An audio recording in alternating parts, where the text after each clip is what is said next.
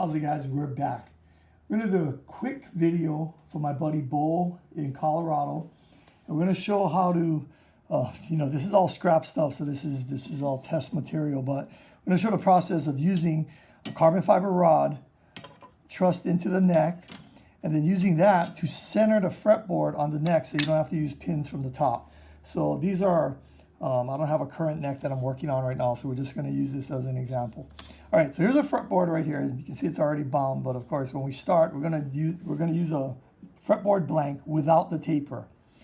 And then what we're going to do is we're going to route out a small little channel in the bottom of the fretboard, right in the middle, just enough. And of course, it's going to be 1/8 of an inch. This is a 1/8 inch by 3/8 inch carbon fiber rod from Dragon Plate. For ukulele necks, I get it in 45-inch lengths, super long. You can actually get 3 necks out of this.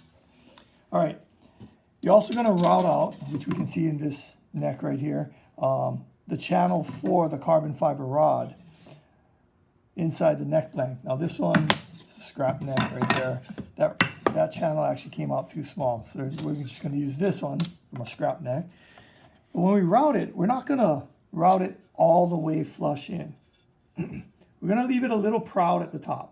32nd of an inch. This one is actually a little high, so what I would do with this, once it's glued in with epoxy, of course you can see this one got cut short, but we would normally run it in through the headstock for some strength. But glued it in epoxy, and then we'd sand this down to a flat surface. This carbon fiber rod just happens to have a somewhat curved edge right at the top. So by sanding it down, you get a nice sharp edge at the top, which fits into the back of the fretboard, this slot right here. So, once you're ready with the fretboard, carbon fiber rod goes in. Well, before we get there, what we got to do is we actually got to cut the taper in the fretboard as well too. So we have a jig for that, utilizing this as the center line, since we're assuming this is right on the center line. We have the simple jig right here, toggle clamps on each end, and this is a jig that already has your fretboard taper. You can see I marked off where the nut goes and where the end of the fretboard goes.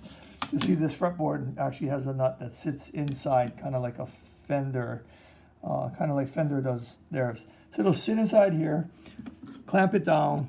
Again, it'll be a fretboard that is not bound. This one just happens to be bound. This is an old fretboard I'm not going to use anymore. So I changed the taper. The taper that I use is actually a little wider, so you can see here it runs, the template is wider than the fretboard itself, but back here stayed about the same. So this is what it looks like with the binding on. If the binding was off, you would just route it, pattern route it, and you get the taper on your fretboard on this. And it is centered. So in here, of course, we have a slot. And in this case, I just have a piece of ebony that sits in there. And of course, it sits proud